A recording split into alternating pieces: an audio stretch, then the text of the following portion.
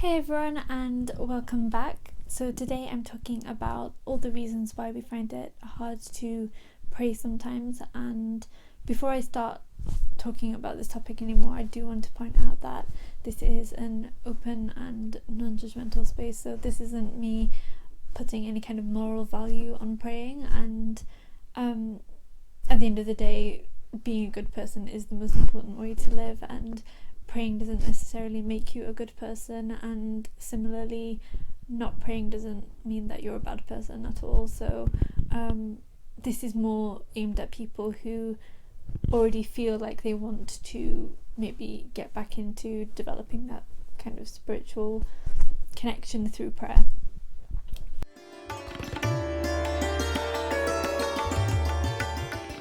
A lot of us can relate no matter what religious background we're from, and so although I will be speaking from a Muslim perspective, I hope others can relate too. And please let me know if this is something that you do relate to, either in the comments below or by DMing me on Instagram at bittersweetful.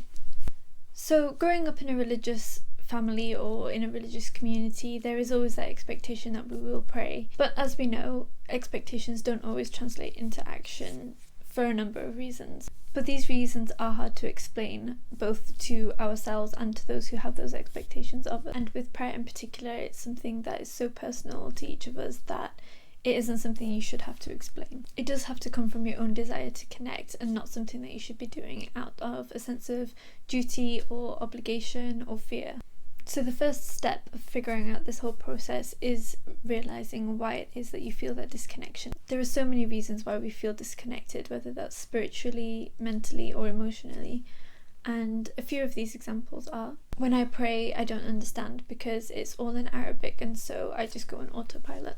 I find it hard to focus because my thoughts are everywhere and I just get distracted with what's going on in my life. I feel like a hypocrite praying because I know that I'm not the perfect Muslim in other areas of my life.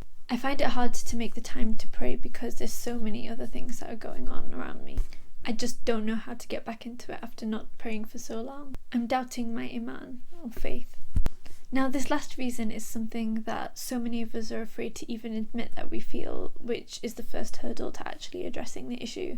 And so before I get into any of the other reasons, I do want to make it really clear that everybody goes through phases of doubt or low faith or iman, and it's completely okay to feel like this, but please bear in mind that this isn't going to change the longer that you step away from praying. It's kind of like when you have a friend who lives really far away, and because you don't speak to them that often or you don't see them that often, it's really easy to minimize how important they were in your life.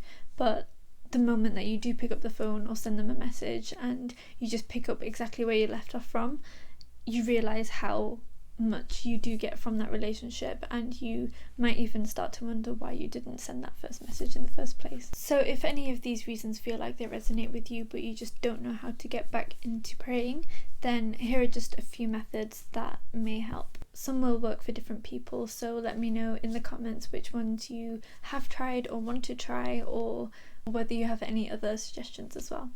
I would really love to hear your own experiences about this, because I think one of the main hurdles in all of this is feeling like we're alone and that nobody else goes through this. So let's start that conversation, please. So ways to start. First of all, remember that salat or namaz is not the only way to pray. Praying can take so many different forms, whether that is meditation or just having small internal conversations where you're reflecting with gratitude on things in your life, or even asking for guidance with the struggles that you're having. Even the Prophet used to meditate in a cave away from the busyness and chaos of daily life, and so any form of prayer that you feel works for you is a valid way of praying. The main importance is just developing that connection. Even before you get up physically to pray, there are so many emotional and mental blocks that prevent you from wanting to do so, and it's hard to want to do something if you don't know why you want to do it.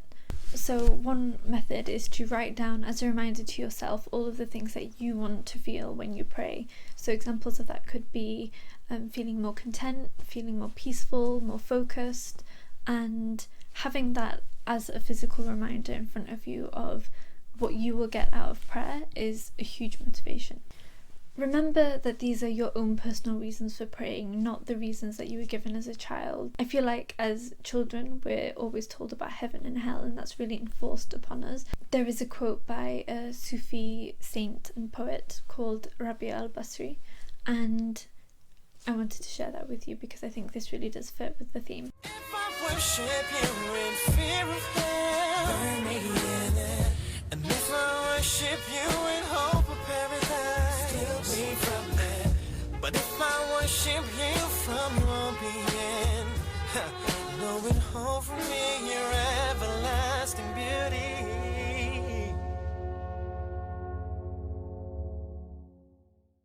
For me, this was a huge game changer because it put into words exactly how I felt. I didn't want to pray just to earn brownie points for heaven because I felt like that was really selfish, and I didn't want to pray in order to avoid hellfire because I wanted to approach it from a place of love rather than fear.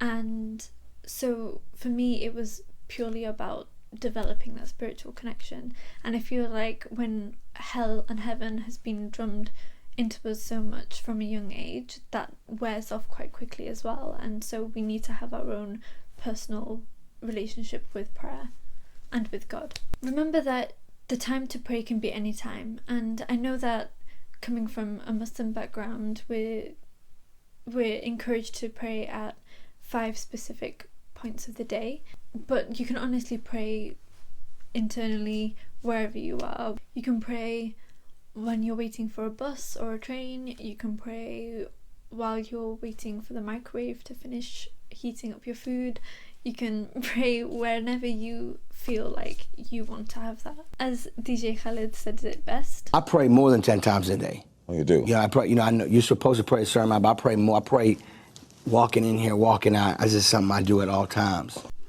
another tip is to start small, because nobody's saying that you have to pray all 5 daily prayers all at once, and if you miss one of them then there's no point in carrying on. It's better to start a small regular habit and build up on that than it is to try too big and then be discouraged because you haven't been able to keep it up. I would suggest starting with 1 prayer each day, and for Muslims I would recommend the Maghrib prayer, because at sunset it's a short prayer for a start, and it's also at a time where I would hope most people are awake compared to sunrise, the Fajr prayer, and it's also a time when most people don't have that many things going on in their life. It's usually after work, depending on what time of year it is, and so the chances of you being distracted by other activities or not being able to excuse yourself to pray for a few minutes is a lot lower than it would be if you were at work or school or hanging out with friends. Now, the number one reason that I have seen in my own personal circle of why people don't feel like praying is because it is made to feel like it's an obligation or a duty, and the way that I personally got around that was by making it my own private break away from studying or working, and I decided to keep it to myself and not even tell anybody that I was praying. And that wasn't out of any sense of shame or embarrassment, but it was because I wanted to make sure that the feelings that I was getting out of it were because I wanted to pray and not because I wanted other people to see me as a good Muslim girl.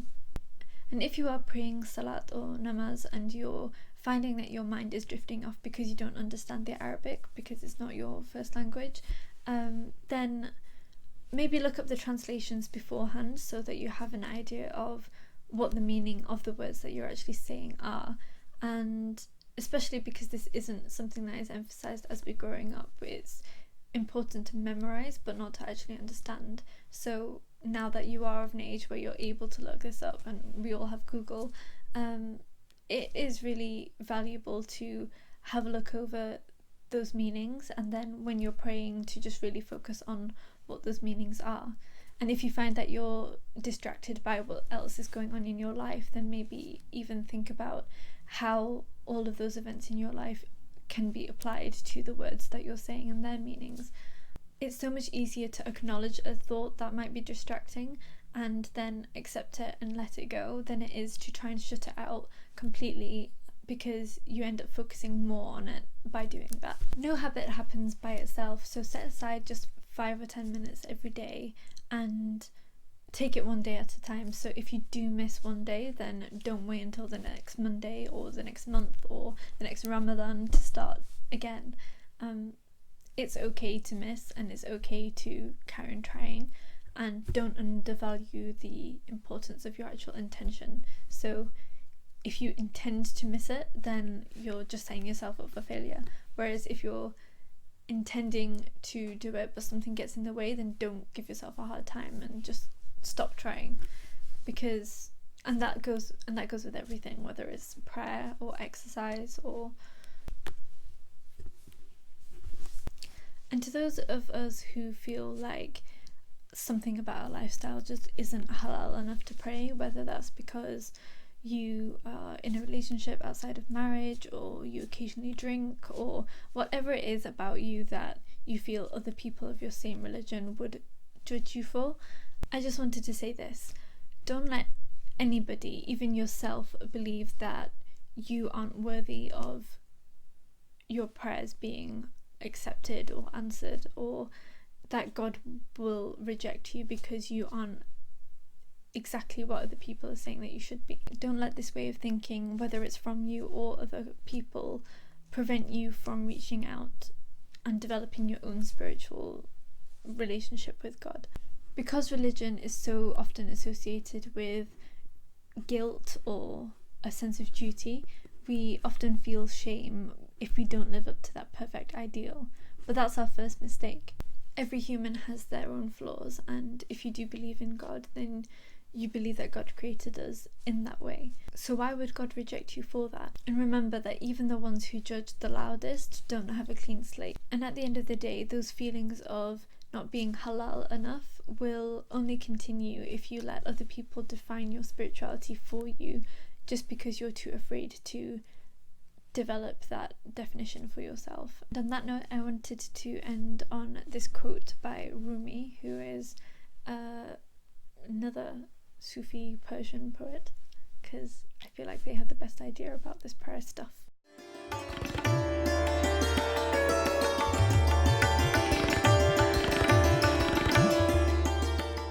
Thank you for watching. I know that this was a more serious tone than my 2 previous videos, but I hope you enjoyed it, and I hope it resonated as well.